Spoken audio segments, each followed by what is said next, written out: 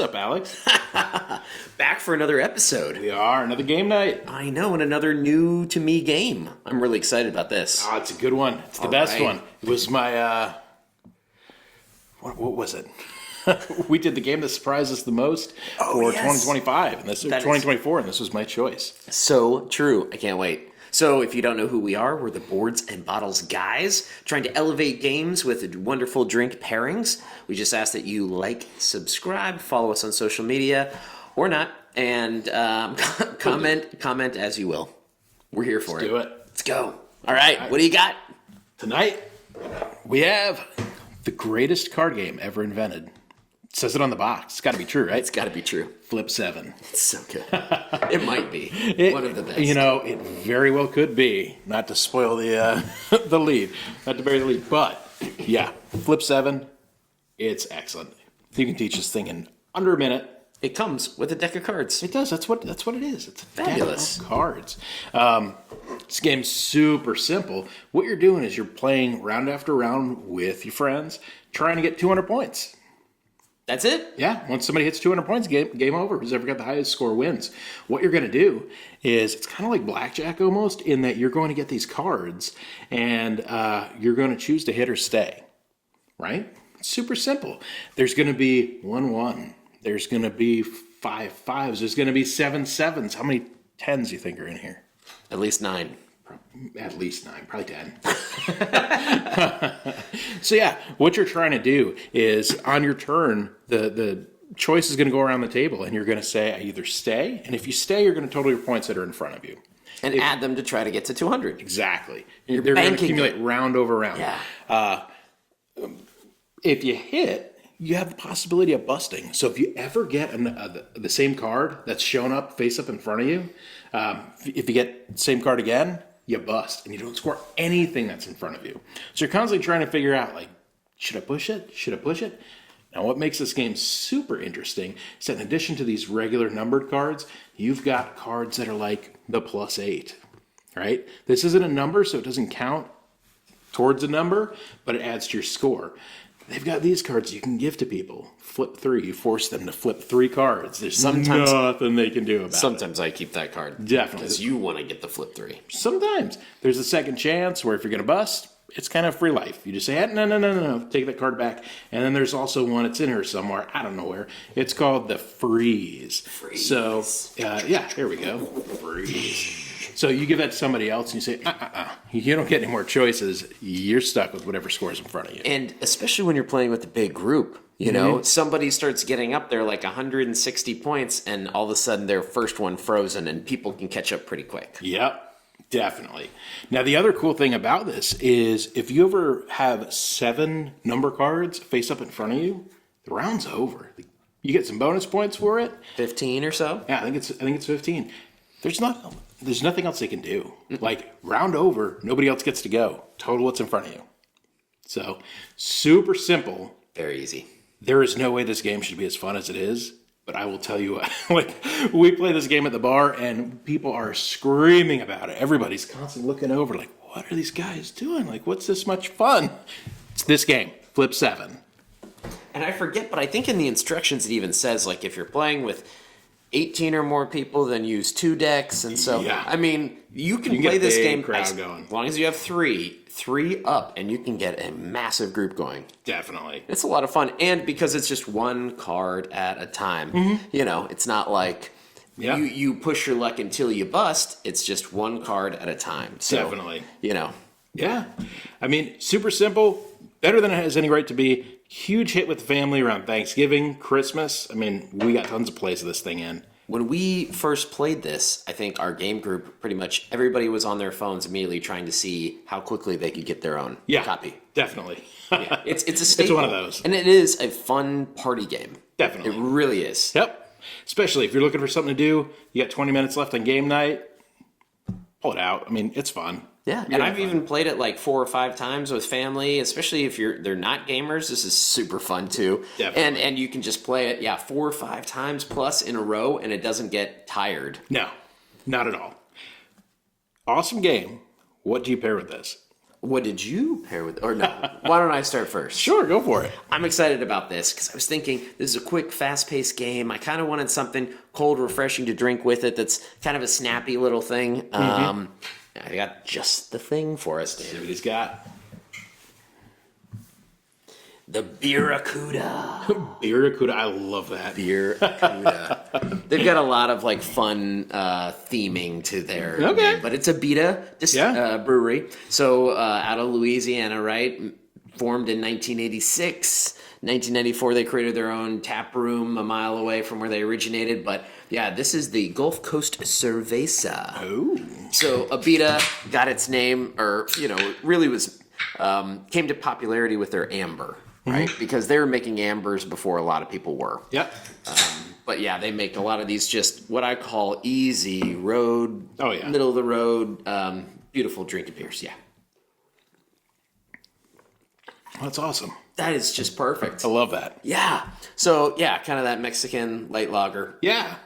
Delicious, but the Barracuda, I was just like, flip 7 with the Barracuda. It's got a really shiny can, reminded me just like this flip 7 box that we have. Definitely. It just seemed super themed for me. And it's tasty enough to where you can drink that in less than the time it takes to play flip 7. Oh yeah. This is like the perfect like poolside beer, like bring it to the beach beer. And if you're one of those that likes to try to bring drinking into the games, where like you make this a drinking game, there's so many ways you can do that with Flip 7. I mean, I'm going to let you be creative and figure it out for yourself, but Share with us. Definitely very many ways of how you can make this game into a drinking game. If you want to. Absolutely.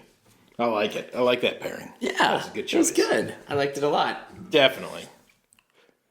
All right. I went a little different. Oh, what did you do, Dan? So, for me with Flip 7, this is like a super simple game. So for me, I wanted a super simple drink. I wanted something that's familiar, something that's really good, but something that's not going to take a lot of your focus. Your focus is going to be on this game and what you're going to do and just talking smack to your friends. So, for what I did, I pulled out a classic. We got the Coke. Coca-Cola. And we got old number 7. Oh, a Jack and Coke. We're just going Jack and Coke. I love it. Maybe one of the best drinks ever invented. But yeah, that's where I went with this. I saw when I think 7, I think Jack Daniels, right? So, there's no bad way to make a Jack and Coke. I was going to say, can you walk me through how I'm supposed to do this, Dan? Yeah, you notice I didn't even bring up like my little measuring device. I mean, you do what you need to do with Jack and Coke, right? Well, what's interesting, everyone, is that Mr. Dan here is pouring in his Coke before he puts in the Jack Daniels. Do you do it the opposite? I always have. Yeah? As well. It's just the bartender in me. Okay. See, I do it that way so the Jack hits me before the Coke does. Ooh. I do the little swizzle. Let's swizzle it.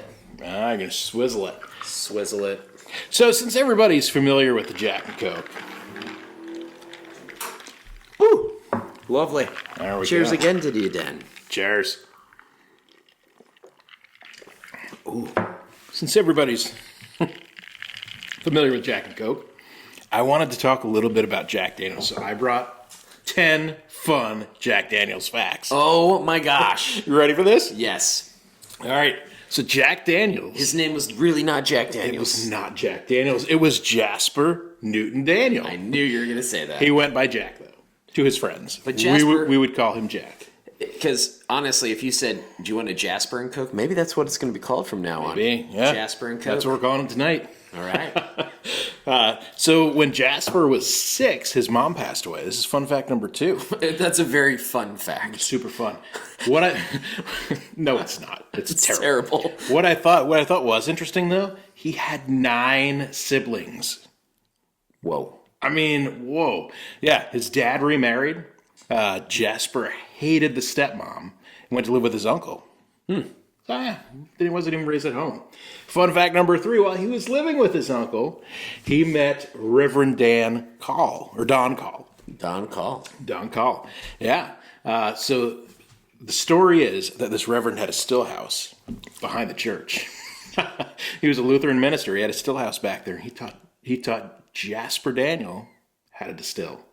Oh, that's why you go to church. At the 150th anniversary of Jack Daniels, they found out that that was a lie. Jack Daniels was taught to distill by a slave named, what is his name? His name is Nearest Green. That's right, Uncle Nearest. Oh my gosh. Yep. So they announced it in 2016 at the 150th anniversary of Jack Daniels. Who knew, right? Who knew? Fun fact number 4, Jasper Daniel was 5 foot 2 inches tall. There's no way. That's amazing. That's like the size of my 10-year-old. That's crazy. Keep the facts coming. What else you got? Fun fact number 5. There have been 8 master distillers in Jack Daniels history. Oh. 150-year plus history, 8 master distillers. That seems very, very small. In that same time period, there have been 12 different popes. You are more likely to become pope than you are the master distiller of Jack Daniels. Wow. This is facts, people. This is facts.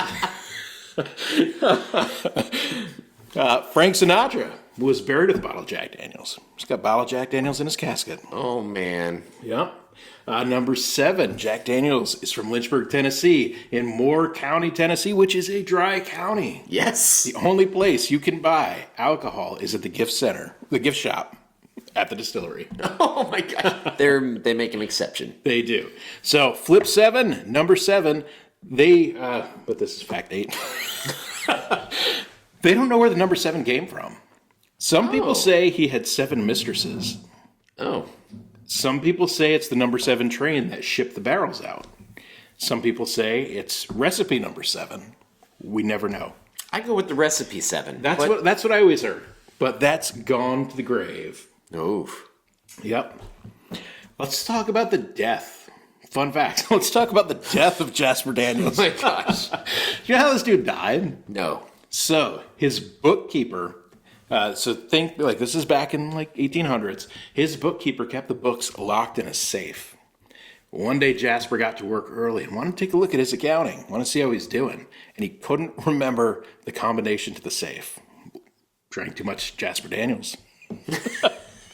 And because he was 5'2"? Yes, yeah. No, he got angry and he kicked the safe and broke his toe. And he died from infection related to this broken toe. It took 6 agonizing years. It traveled up his leg, mangled his leg, and he passed away from kicking the safe because he was so mad about not remembering. Did they bury him with a bottle of Jack Daniels? They didn't, but the ironic thing is, had he poured some Jack Daniels in the infection, people think he may have saved his life. Oh my gosh. All right, last fun fact. Jack Daniels is a bourbon. It is. You can fight me on this if you want. It hits all of the facts to become a bourbon. It's known as a Tennessee whiskey because they don't want to be known as bourbon. The only argument some people have for it is that it is mellow charcoal filtrated. So that some people say that's an additive. It's filtering. You're blowing my mind here. I thought it was just sour mash and that was it. No, it is a bourbon. What? Yeah. So, there you go. I'm looking for some comments on this. For sure. Bring it up. Send us some articles. Don't send us Wikipedia stuff. You will be fact checked, but yes, Jack Daniels is a bourbon. Those are some amazingly fun facts. Aren't they?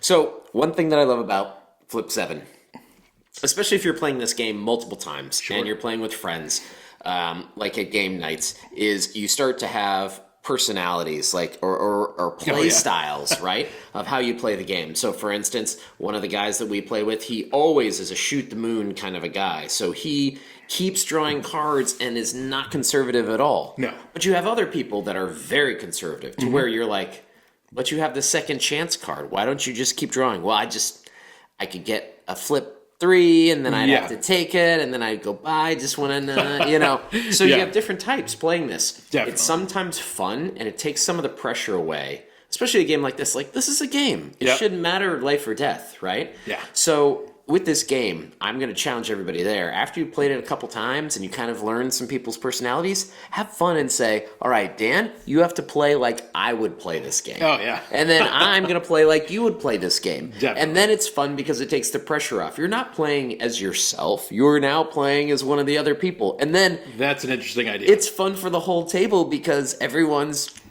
joking and taking on the personalities. Oh, yeah.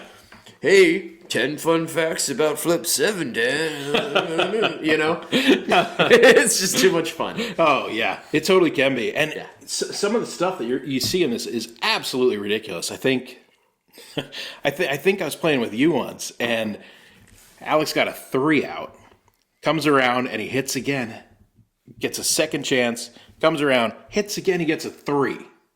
Like, there's 3 threes in that deck. The odds that you've gotten 2 of them are ridiculous. And then Comes around again, he gets a 3. He got all 3 threes within 4 turns. Like, that's ridiculous. And the deck is How does it humongous. happen? The deck is humongous. There's so many cards. Way more there. It's like 2 regular decks of cards. So Yeah. you're like, 3 cards out of this, and I got them, and I had the second chance. That's wild. So yeah, and sometimes you just start talking to yourself because it's like every time I get a 6, and then I hit on it and I bust. Like every time I do it, It's gonna happen. Yeah, and you can get a weird about the number. It's like then you start playing this the next time, it happens again, and you're like, Stupid like, 6s. they're out to get me. Never hitting on 6 again. Just so much fun. But it's crazy, too, because you know how many cards are in there. You know how many 12s are in there, right? Mm-hmm. So you haven't had any of these high cards out, and it's like, of course I'm going to hit. Like, half that deck is cards that can't hurt me. And, of course, you blow up, and it's so frustrating. It is. Amazing. It's so great. It is. It's a fun game. I love these little drink pairings. I think that you can put almost anything with this, so we'd love to hear what you pair this with. But a Barracuda and a Jasper and Coke, rather. I think The Jasper and Coke. I think you can get a lot worse than those. Oh, yeah. Absolutely. Yeah, I mean, for this game, I don't think you're wanting, like... I don't think you want like a super premium whiskey or something that's going to like monopolize your attention. Like, this is a light game. Bring it light. Pair something with it that's enjoyable and It's fun. easily People are gonna love refillable. it. Definitely. All right, Awesome. Dan. Great episodes to start 2020 here. This is a good one. 2025. 2025. I went back 5 years in time. Oh, Wow. man. The Jasper and Coke will do that. Jaspers. Oof. All those fun facts. Barracudas. All right, Oh, Dan, man. what do we say? Let's game hard and drink responsibly, folks. Cheers. Cheers.